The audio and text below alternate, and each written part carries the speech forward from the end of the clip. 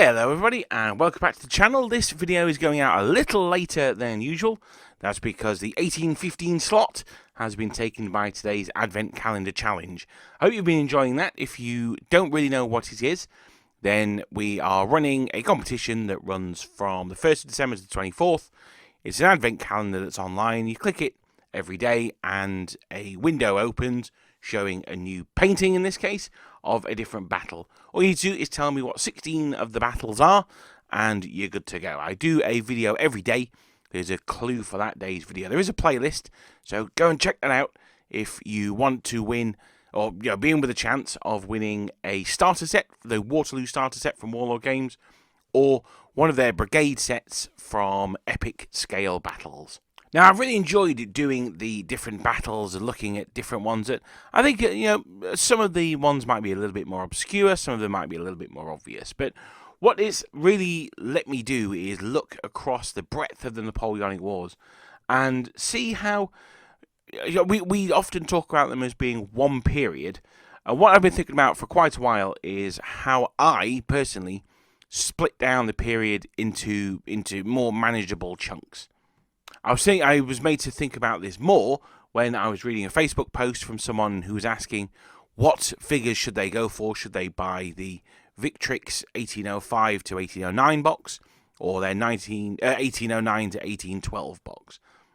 Now, ultimately, it doesn't matter. A French infantryman is a French infantryman. If he's wearing a bicorn or a shako, doesn't really make a huge amount. But thinking back on videos I've made, I'll talk about, say, the mid-war, or the early war, late war. I've particularly talked about this when doing the clues for the Advent calendar, because I don't want to make it too specific. So I just, say late war or early war. What does that mean? What do I consider to be the late war or the early part of the Napoleonic Wars or whatever? And this is just a way of breaking down the period, making it perhaps a little easier to digest, maybe a little easier to understand. Now, the dates here are going to, in some cases, overlap a little, and that's deliberate, because there's obviously no definite cut-off point between early and mid or mid and late or whatever, although actually there is going to be one, but we'll talk about that when we get to it. So when I talk about I guess we start at the beginning. You would think there's going to be early war, but it's not. I'm going to talk about the pre-early war. I'm going to talk about what I refer to as the Revolutionary War. Now, there will be some historians out there who refer to the whole Napoleonic Wars as Revolutionary Wars, but when I'm talking about it, I'm talking from anything from 1789 to 1800. So if you hear me talking about the Revolutionary Wars and the Napoleonic Wars, this is what I'm talking about. It encompasses some pretty major battles. You've got Toulon, you've got Napoleon's Italian campaign. Many people say that's his absolute highlight. It's not something that I know actually that much about, so I'll leave others to claim that. I'm certainly not going to disagree with them. It contains Napoleon's invasion of Egypt. It ends for me at Marengo, although I do include that battle as part of the Revolution. That one is very much on the cusp, and the reason I do is because you've got some elements that are present here that will not be present in later battles. They include uniforms and organizational ones. So, for instance, the Kleber Ordnance, that's those weird riding helmets that the French infantry sometimes wore. You won't see those after the Revolutionary period, nor will you see those red, white, and blue flags with Liberté and all that stuff. And the only place that you'll see those in the later wars on the Vistula Legion, which I think is pretty cool. That's quite a good callback to them. In fact, I saw one of those revolutionary flags in the museum in Berlin, and I've had 2 or 3 of them. So you've got things like the Phrygian caps on there, and the rods and axes, and all that kind of good stuff. They're very much not the France of Imperial France, and the opponents aren't either. Oh, I also should have mentioned Valmy as well as one of the battles. You've got the Austrians have got the low helmets on. They look kind of a bit like baseball caps. The Prussians have been dredged out of the 7 Years' War, and the rules here should be more of a mob for the French, not quite as well trained as the others, but full of patriotic revolutionary fervour. And they should be going up against the smaller but more highly trained European armies. So there's an element of the colonial period here. But make no mistake, the French army had all the elements. It still had artillery, infantry, heavy cavalry, light cavalry. In fact, one of the arms that were least affected by the revolution were the artillery. And And that's because the officers, with it being a technical arm, the officers tended to be the middle class as opposed to the cavalry, who would be the officers of which would be far more likely to be made up of upper class types, and they were absolutely decimated by the revolution. So that's the pre-war period, the Revolutionary War period. And we now go to the early Napoleonic period as I see it. And this is effectively 1800 to the 4th of December 1804. Now, I know I said there wouldn't be many specific cut-off points, but that is certainly one of them for me. This is the early war period, and is one that France isn't perhaps as involved in as you might think, but there's certainly a lot of actions going elsewhere. The British in particular are fighting in India under Wellington. They're also fighting in Egypt as well. With the Abercrombie expedition, they also fought in Copenhagen. And this is very much a time where, from the British perspective, they weren't the well-oiled professionals they would later become. But this is in contrast to the French, of course, who are turning to the corps system. They are turning into the army that would eventually become our mid-war army, the Grande Armée. And that's why I end this at a very specific date, because for me the early war is everything that happens before the 5th of December 1805 and the Battle of Austerlitz. If you want a World War II analogy, this would be 1940, this would be the phony war. There's still fighting going on, but it's not reached the crescendo that it's about to. I guess I made it a little too specific, because you've got the battles that predated the Battle of Austerlitz as well. And, basically up until the Third Coalition, you've got things like the Battle of Ulm and things like this. So to be fair, I'm maybe being a little bit specific. Well, let's just say 1805, or winter 1805. Everything that's before then, I'm going to call early war, and that doesn't really include the French very much. So now we're moving into the main section of the Napoleonic period, and I'm going to call this the mid-war. Now, I should say that this one is going to cover quite a long period, and there are going to be subsections that come off this. But we'll get to those in a second. So for me, mid-war starts with the Battle of Austerlitz, and it ends with the Battle of Wagram. So this is 1805 to 1809, and this is when the Grande Armée is in its absolute dominance. This contains the most famous of Napoleon's battles, well, perhaps not the most famous, but the most famous of his victories. You've got Austerlitz, Jena, Auerstadt, Eylau, Friedland, Heilsberg. It should be the other way around. And then you've got the Danube campaign. Now, this also does include his sojourn into Spain. Now, I would class the Peninsular War as a separate one, but Napoleon's time in Spain I would include as part of the mid-war period. And that's because you see things like the Imperial Guard are there. So there's no young guard yet, it's just old and middle guard. We've not got troops from, say, the Duchy of Warsaw yet. We're still just looking at Vistula Legion. And this is where Europe really did become Napoleon's playground. For me, this is where the romance of the Napoleonic period is at its height. This is where you've got your people like Murat, who's actually succeeding at this time. People like General Lasalle are out there. My boy Van Damme, he's out there doing his crazy thing. And even people like Soult and Ney are, they're having their most achievements of their careers here. Obviously, Berthier is in charge of doing all the administration. It's running like a Swiss clock at this point.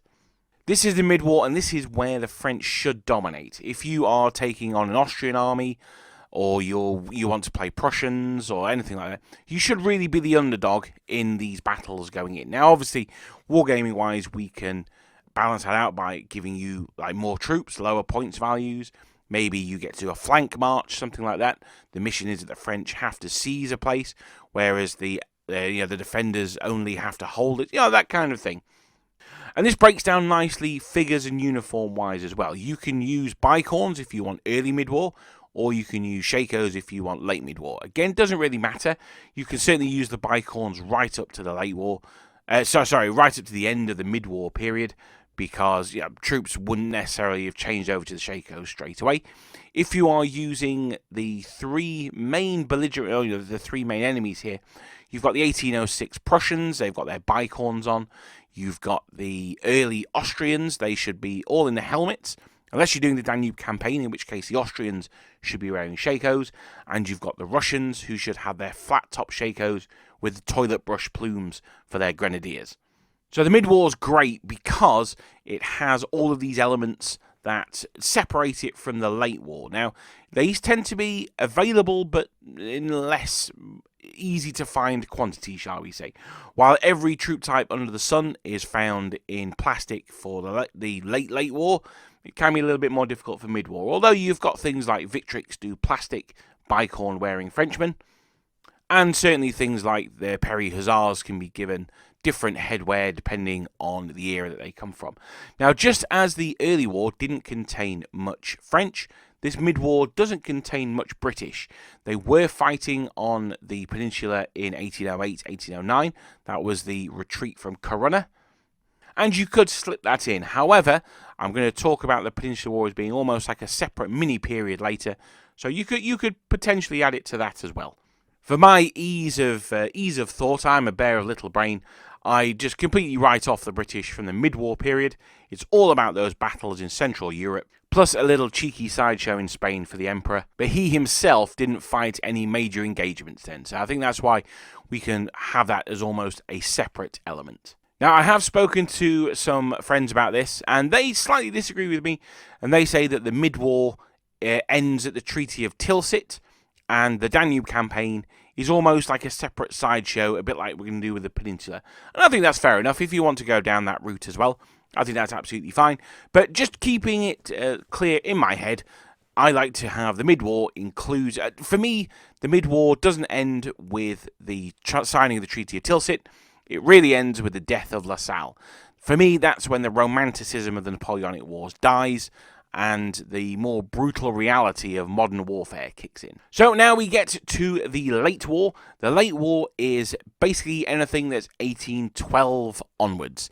Now again, there's not necessarily peace in Europe between 1809 and 1812. You've got things like the Sweden-Russian War, you've got the Russians invading Finland, you've got stuff going on in Central Europe. But if we're looking at it from, just trying to understand the period, keeping it level in our minds, then I class the late war as being 1812 onwards. I do this for two reasons. One, because it's when the Grand Army is way past its best and it goes on a downward slope, particularly after the retreat from Moscow.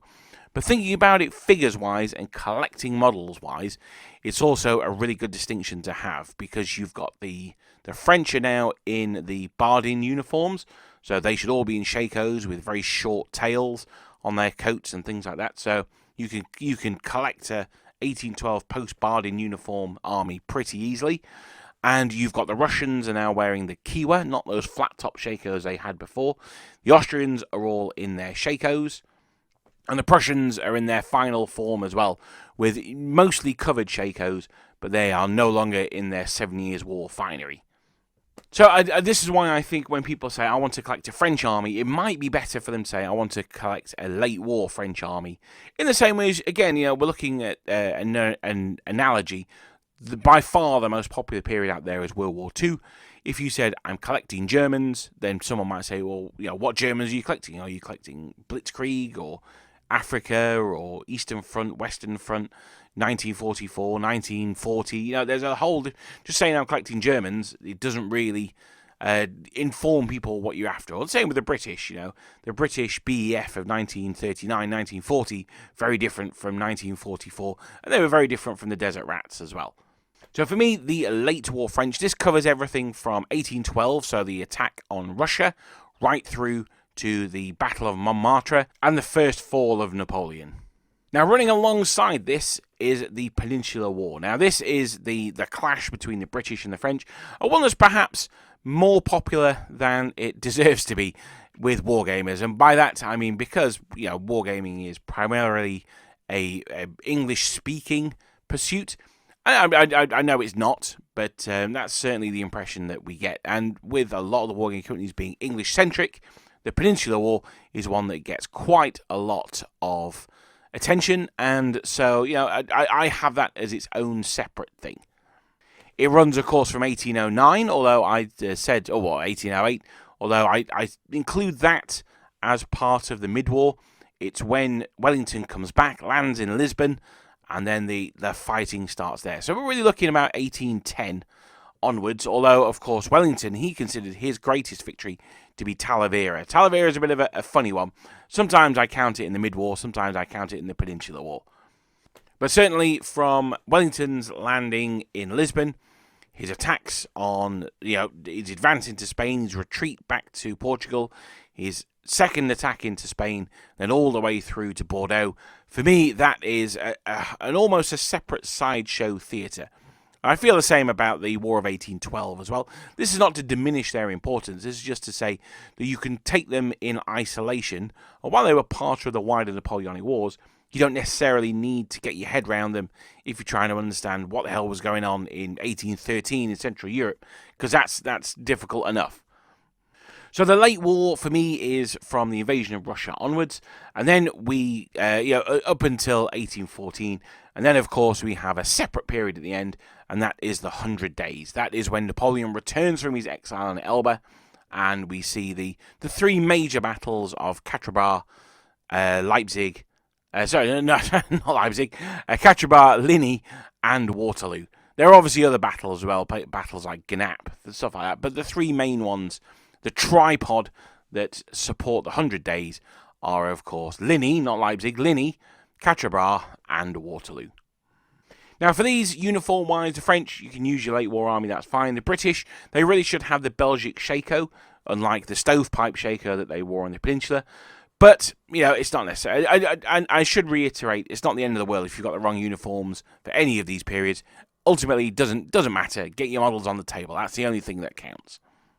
But that's my rough and ready, my quick and dirty guide to the Napoleonic Wars. I wanted to keep this video quite short because I know we've all got Christmas stuff to be doing.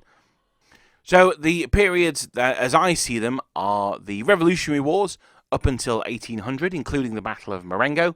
The Early War up until the Battle of Austerlitz, but not including the Battle of Austerlitz. Mid-War from the Battle of Austerlitz through to the Battle of Wagram. Late War is from 1812 to 1814, and the 100 Days is 1815. Anything that doesn't fit into those, so anything that happens between 1809 and 1812, for me, that is useful as a separate entity. So you've got the Peninsular War going on, you've got the Ottoman Wars going on with the Russians, you've got the Russia-Swedish War, you've got the War of 1812. But any of these things, they can be, once you've got into the period in general, you can specialise and look into those later. So that's it today, just a very quick one. It's a video I've been thinking about for a while because I use these terms and I've never really explained what I mean by them. So I just wanted to get that explanation out there. When I first started getting into the Napoleonic period, I was quite young. I was probably about 10 or 11, and I found it super, super confusing. So hopefully by dividing it into these broad categories, it'll help you get your head around what goes on when. But that's it for today. Thank you very much for watching. As I say, I only wanted to keep it a short one. I hope you're having a lovely festive period. I hope you're enjoying the Advent Calendar Challenge, and I'll speak to you guys next time.